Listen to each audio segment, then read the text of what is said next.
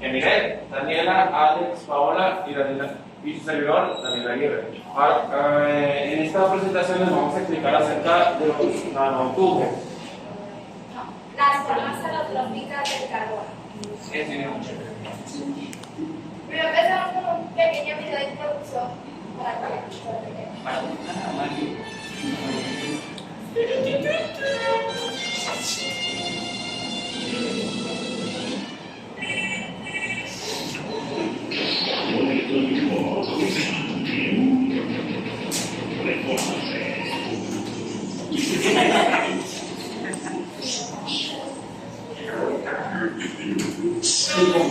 se desespera, que camino con tu historia,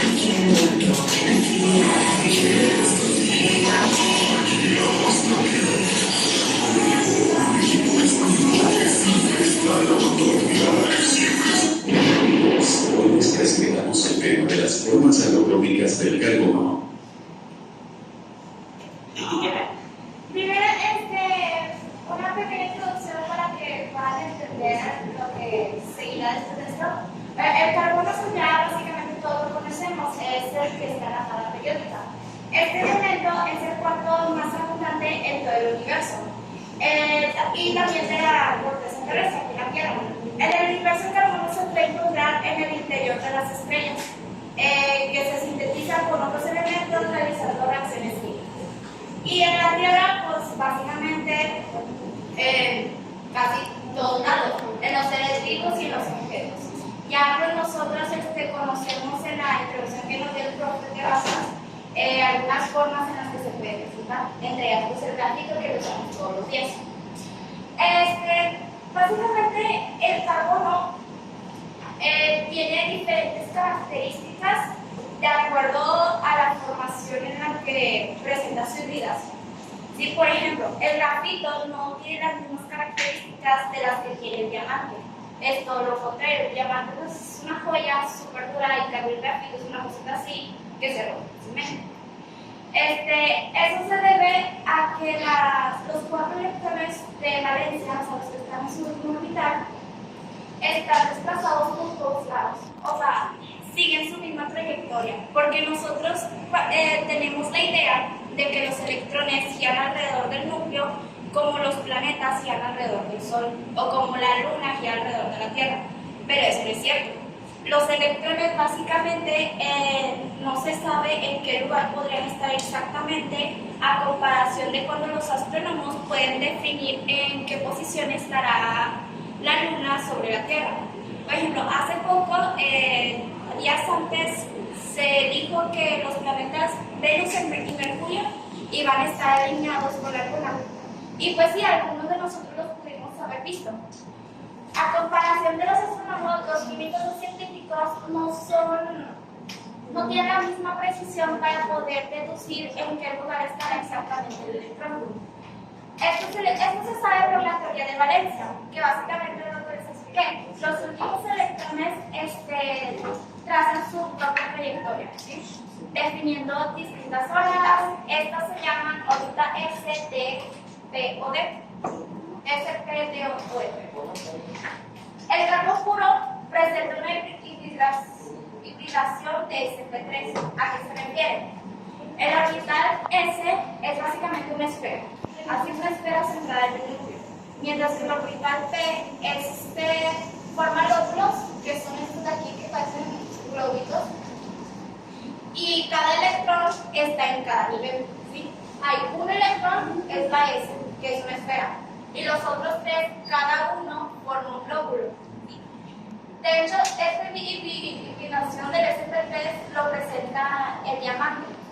Es por eso que el diamante es duro, porque forma una pirámide, triángulo, y pues se dice, no sé si han escuchado, que el triángulo es la figura más fuerte pues, de todos lados, ¿no?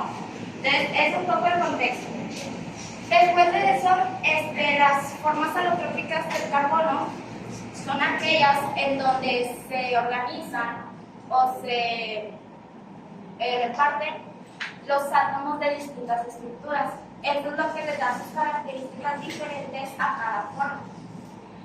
Las formas alotrópicas se dividen en dos, cristalinos y amorfos.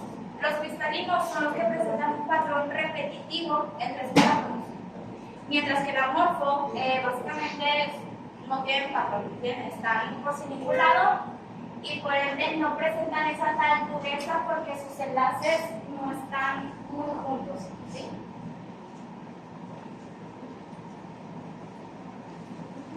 A continuación le vamos a hablar de la forma funcional de la foto. Básicamente este es un tipo de foto más porosa con algunas redes hexagonales, por así decirlo, que no nos dan forma de hexagonal. Y a partir del carbono como no dependiendo de la cantidad de carbono que tenga, ya está el está tal, entre otros.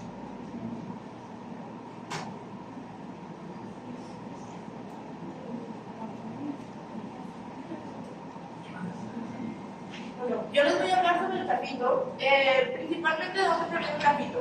Bueno, el grafito, el término fue dado por Abraham Gotthard Werner en 1789. Es un término que deriva del griego graphe, que significa escribir. ¿Cómo es el grafito? Bueno, tiene una estructura de cristales hexagonal, es color negro, brillante y metálico. Además, es un semiconductor.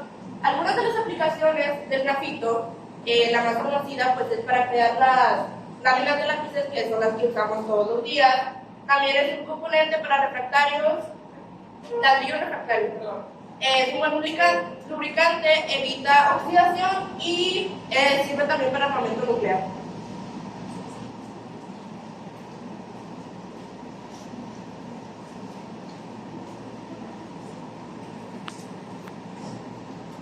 Bueno, esta parte indica lo que son los diamantes. El diamante es la forma de carbono más conocida, pero menos indicada hacia el carbono, ya que pensamos que las folias entre gemas de diferentes cosas están hechas de cosas totalmente diferentes. Pero el diamante es una de ellas, lo cual su estructura es sumamente clasificada como perfecta. Es un gran candidato para pasar temperatura, igualmente, gracias a cómo están acomodados sus carbonos, no permiten que pase de electricidad. Estos se clasifican en tres partes: el carácter, form y merit, que significa el color, el corte, la talla y el peso. También es usado para decoración, gemas, collares, entre otros. Bueno, el siguiente son los fluorenos. Estos no son muy conocidos, pero básicamente no sé si se acuerdan, por ejemplo, de esos juguetitos que venden en el mercado, que son unas bolitas de varios líneas conectadas entre sí, y los estiras y se hace una bolita más grande. Y luego lo vuelves a acercar y se hace una chiquita. Bueno, básicamente esta es la forma de los fluorenos, que de hecho está aquí en esta figura. Lo pueden observar para más fácil de ilustración.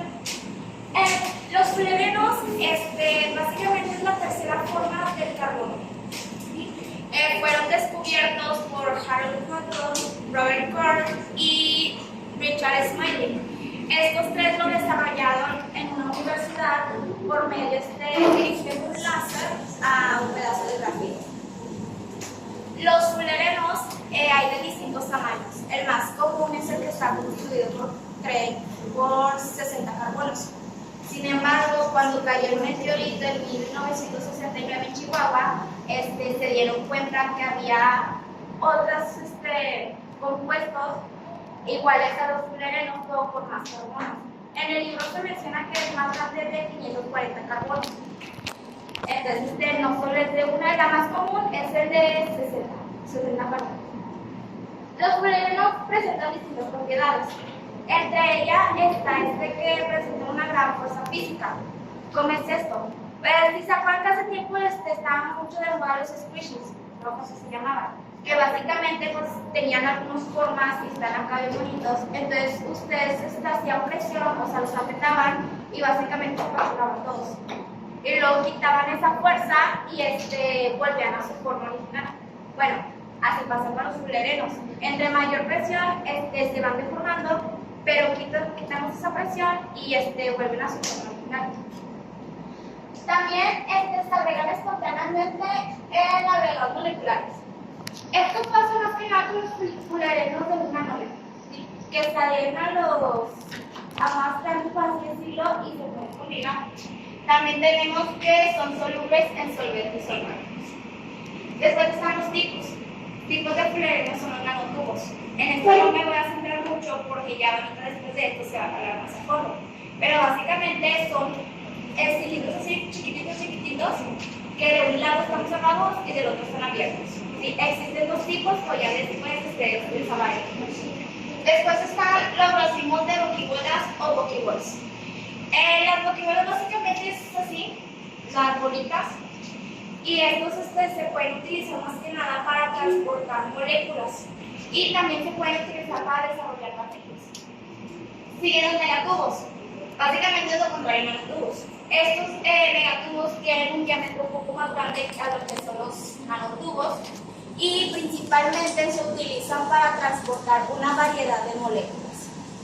Y por último tenemos las nanocebollas. Como su nombre lo dice, es más fácil de identificar porque todos sabemos que las cebollas tienen varias capas. Por ende, las nanocebollas son iguales, tienen múltiples capas, pero estas capas están conformadas de carbono. Por último, ya por terminar, están las aplicaciones.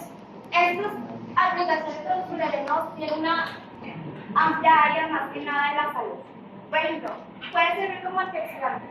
¿A qué se refiere esto? Bueno, son capaces de evitar que células se puedan contagiar, células sanas caigan en el virus o cosas así. Después están los agentes antivirales. Un ejemplo es que los fullerenos con este tipo de aplicación es que evita que el virus del VIH, que es el virus de inmunodeficiencia humanidad, ese se replique.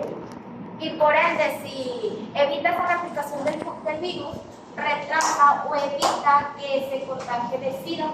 Entonces, es una aplicación muy importante. Después está entrega de medicamentos y genes. En la noticia les tenemos un ejemplo sobre esa área. Pero básicamente sirve para transportar un medicamento de forma correcta y más precisa. ¿Sí? Por ejemplo, ahí en las bolitas, supongamos que adentro está el medicamento.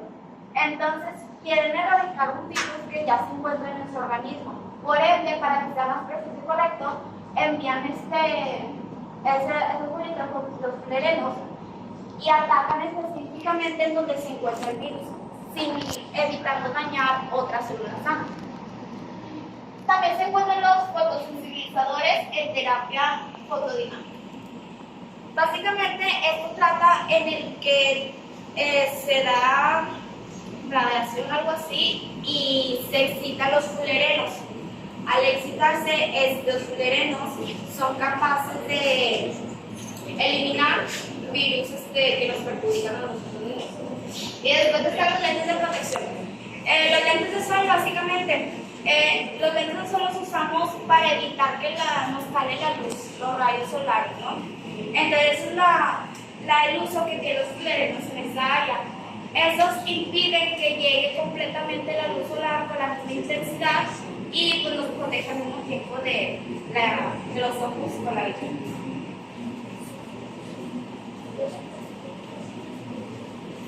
Bueno, ahí me toca hablar sobre los nanotubos.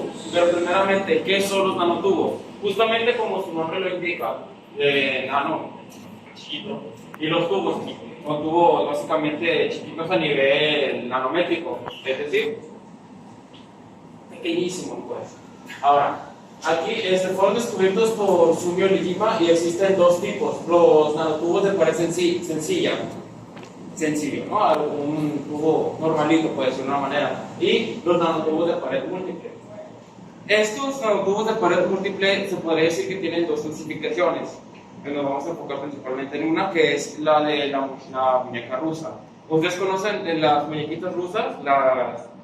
Como unos juguetitos que los abres y dentro tienen otra muñequita. Bueno, justamente es como los nanotubos, son similares a esto. En su producción, su formación se remonta a la década de los 50. Actualmente hay distintos métodos para su obtención: el método catalítico con un catalizador, el método de arco eléctrico y el método de precisión por láser. El método eléctrico es uno que nos podemos enfocar mucho, se puede decir que es el más común, se juntan dos corrientes de grafito con cierto tipo de voltaje. Estas barritas son de 0,5 a 40 milímetros, si no recuerdo, con una corriente de voltaje de 20 a 50 voltios. Estos se tienen que separar de manera milimétrica y se enciende con un interruptor. Al hacer la chispa, esta chispa tiene que tener de 50 a 120 amperes de potencia, por decir una manera, que es una medida para la electricidad. Pues. Ya de esta manera, y con una presión de 400 torque, una medida de presión, vaya, de helio, se pueden formar los nanotubos. Ahora, sus propiedades son la resistencia y rigidez, la conductividad eléctrica y térmica, la quiralidad y la solubilidad de solventes orgánicos. Primeramente, ¿qué es la quiralidad? Esta es una propiedad de los objetos que no pueden superponerse a una imagen especular, si mal no recuerdo. ¿Qué es la imagen especular? Básicamente el reflejo de una luz en un objeto que lo puede reflejar, pues, es decir, en un espejo. Un ejemplo de quiralidad es, bueno, un contraejemplo, para decir de una mejor manera, de quiralidad es un cubo y una esfera. Si se ponen, van a ser exactamente iguales. Un ejemplo podría ser nuestras dos manos, que prácticamente la mano derecha y la mano izquierda son de quiralidad, no pueden superponerse una con la otra. Ahora, sus aplicaciones son en eléctrica y en óptica. Los más comunes pueden ser los usos en pantallas planas, microscopios de barrido y sensores. También aplica para la terapia fototérmica, fármacos e imagen fotocáustica.